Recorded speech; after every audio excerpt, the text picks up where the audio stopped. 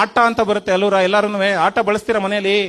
ಅದು ಆಟ ಅಲ್ಲ, ಅದು ಕಳ್ಳಾಟ. ಅದು ಫ್ಯಾಟ್ ಸಮಸ್ಯೆ ಅಲ್ಲ, ಕಾರ್ಬೋಹೈಡ್ರೇಟ್ ಸಮಸ್ಯೆ. ನಾವು ಡೈಲಿ ತಿಂತಕ್ಕಂತಹ ತಿಂಡಿಗಳ ಸಮಸ್ಯೆ. ಬೆಳಿಗ್ಗೆ ಏನ್ ತಿಂಡಿ ತಿಂದ್ ಬಂದ್ರಿ ಸರ್? ಏನ್ ತಿಂಡಿ ತಿಂದ್ ಬಂದ್ರಿ?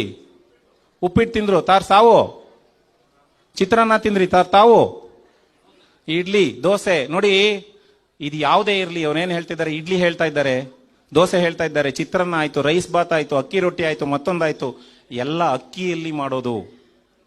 ನಮ್ಮ ಮೇನ್ ಸಮಸ್ಯೆ ಏನಂದ್ರೆ, ನಾವು ಇಡೀ ಆಹಾರನ ಬರೀ 5 ಐಟಮ್ಸ್ ಅಲ್ಲಿ ಮಾಡ್ತಾ ಇದ್ದೀವಿ.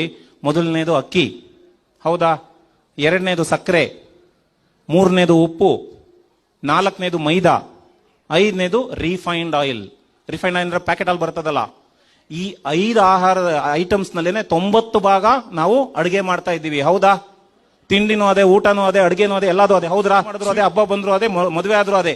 ಇವೇ 5 ಐಟಮ್ಸ್. ಈ 5 ಐಟಮ್ಸ್ ನ ಬಿಟ್ಟು ನಾವು ಅಡುಗೆ ಮಾಡಿದ್ರಷ್ಟೇ ನಮ್ಮ ಆರೋಗ್ಯ ಚೆನ್ನಾಗಿರುತ್ತೆ. ಈ 5 ಐಟಮ್ಸ್ ನ ಬಿಟ್ಟು ಅಡುಗೆ ಮಾಡೋದನ್ನ ಕಲಿಬೇಕು.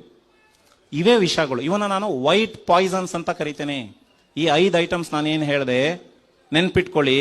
ಅಕ್ಕಿ, ಪಾಲಿಶ್ಡ್ ಅಕ್ಕಿ, ನಾನು ಮಾತಾಡ್ತಿರೋದು ಪಾಲಿಶ್ಡ್ ಅಕ್ಕಿ ಬಗ್ಗೆ. ಮೈದಾ, ಸಕ್ಕರೆ, ಉಪ್ಪು, ರಿಫೈನ್ಡ್ ಆಯಿಲ್. ಈ 5 ಐಟಮ್ಸ್ ನ ದಯವಿಟ್ಟು ನೀವು ಬಳಸಬಾರದು ಆದಷ್ಟು.